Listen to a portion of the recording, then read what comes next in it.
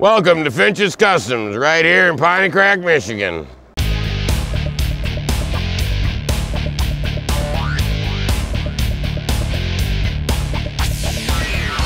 Is Ron Finch an artist or a bike builder?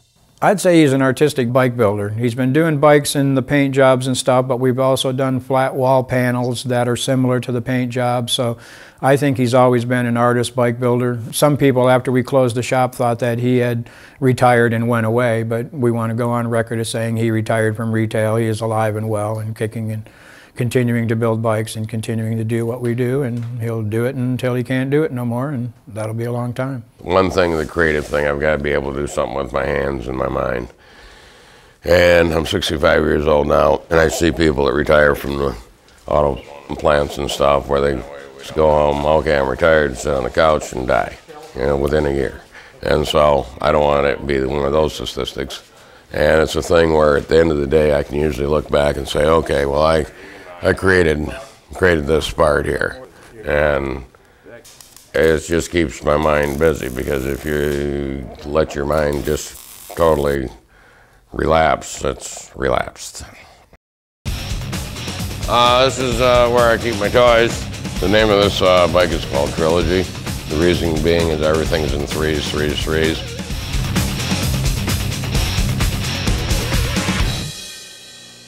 The name of this bike's called Aorta. Like this is the heart, and the veins are coming out of the heart, and it comes back to the heart seat.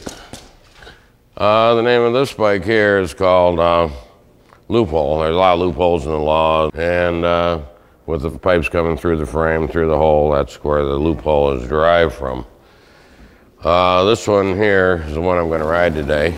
It's called Winging a Prayer, and the gas tanks are from here forward. It's got a 120-inch Keck engine in it, runs really sweet. We made the triple trees on an angle. It's kind of a nice innovation. Is there a term to describe Ron Finch's style? Different people in different magazines, like I was in one in Paris, and they call it like a noodle design. Some people call it rod work. Some people call it like a spaghetti kind of thing. I don't really have a terminology. When I first heard the noodle, that kind of, what? And then it kind of made sense, because the noodle's limp and you can twist it around, and Ron's notorious for not having gas tanks in the normal place and hiding and just, weird kooky stuff. I've always believed the gas tanks don't belong where they are, because you can't show off the engine and stuff. So, sometimes the gas tank's in the rear fender, sometimes it's in the floorboards. It could be where the oil tank goes, or, whatever. We really don't like the cookie cutter look or the bolt-on crap, We just like making it, and, you can't call it a chopper if you didn't cut something or whack something or actually do something to it. This is a nut tree. It's got wing nuts, lug nuts, acorn nuts, a little nut bug. You can see pictures and you can kind of tell people about it, but until you really come here, you just don't understand, Just being here with him, doing whatever we need, whether it's creatures, plants, bugs, bikes, stuff, you got to have stuff, it ain't just all bikes, Where does Ron Finch get his ideas? Usually, I wake up at 3 o'clock in the morning and I just lay in bed and I get the concept of what I'm going to do the following day. And it kind of evolves from there. Well, it's kind of a standing joke around here. He has 4 a.m. dreams. Well, sometimes we think they're nightmares, but he actually sees visions or gets ideas. But generally, he has an idea, and there are several people in the crew that have been around a while that help him bring that idea to reality, And it's a thing where we work together as a team. We get a lot accomplished that way. And sometimes we just stand around, but that's okay. Because if you get too serious, then you're so structured to be serious that you don't have any fun, number one. And number two, a lot of things, ideas are spontaneous where, if you're being, oh man, I gotta do this, well, it doesn't leave your mind enough room to wander. Those rumors you may have heard about Ron Finch retiring turn out to be slightly exaggerated. Ron is still cranking out some of the world's most incredible customs, and lots of other crazy stuff, from his shop near Pontiac, Michigan.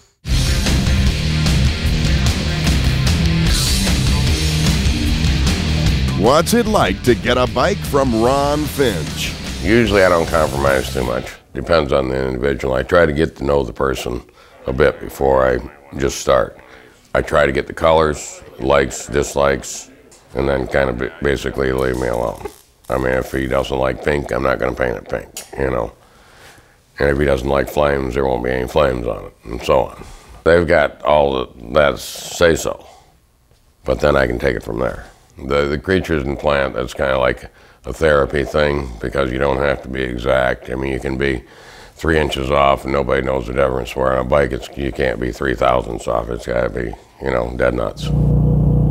Back in 1969, I built this bike. It was on the cover of this magazine in 1997 called The Best U.S. Custom. And what it was, this guy came in and told me basically money was no object. His father invented the strapless bra, is where the money came from. And a lot of the old timers remember it because back then it was a little ahead of its time. And we're gonna restore it. Why the crazy designs? If everybody had the same green bike with a 18-inch over front end, it'd be pretty boring. So I like to be able to bring a different aspect into the biking to where it is different. That's basically Ron Finch. I mean, I was always kind of rebellious when I was younger. I've calmed down a lot. And so it's a situation where I've got to be able to use my creative juices. You know, just weird, you know, kooky stuff, you know. You know, he's pretty out there, so he can't have normal stuff. His bikes aren't normal, his creatures aren't normal, and most of us aren't normal. So, you know, it probably wouldn't work if you were. What's the most important part of a Ron Finch custom? Well, I think the paint's probably 65% of the motorcycle. I mean, it's the first thing that catches your eye. If you don't kind of take time and sit back and look at it, you know, if you try to go too fast, a lot of times you'll miss a lot of detail. And now there's so many different types of paints. When I first started painting, basically it was standard colors. It was before even candies and stuff were out, and then they started coming out, I think, in around the late 60s. And now the paint technology is like way greater. I mean, if you want to put a swiggle or something, it's just easier, you know. There is a lot of new technologies, and that's continuing to allow him to go in new directions with new colors, paints, materials, and, you know, he's still having them 4 o'clock in the morning dreams, and as long as he keeps dreaming, we can keep building and keep coming up with what we need to do. And I think he'll keep dreaming until they put him in the ground. Hopefully that'll be a long time away.